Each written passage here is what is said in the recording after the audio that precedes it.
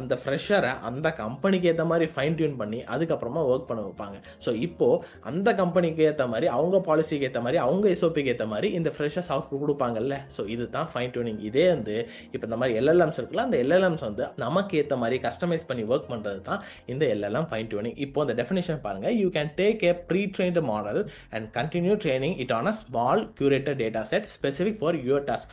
உங்களோட டாஸ்க் ஏற்ற மாதிரி கியூரேட்டடான ஸ்மால் டேட்டா செட்டை யூஸ் பண்ணி நம்ம வந்து ஆல்ரெடி ப்ரீட்ரெயின்டாக இருக்க மாடலில் நம்ம யூஸ் பண்ண போகிறோம். The model's weights update to specialize without forgetting everything it already knows. ஏன்னா ஆல்ரெடி வந்து ப்ரீட்ரெயின் பண்ணி வச்சிருக்காங்க, நிறைய விஷயம் ஆல்ரெடி அதுக்கு தெரியும்.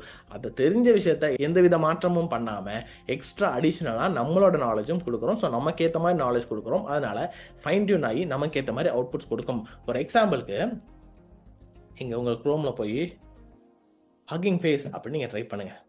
ஸோ இந்த ஹக்கிங் ஃபேஸ்க்குள்ளே நிறைய ட்ரெயின்டு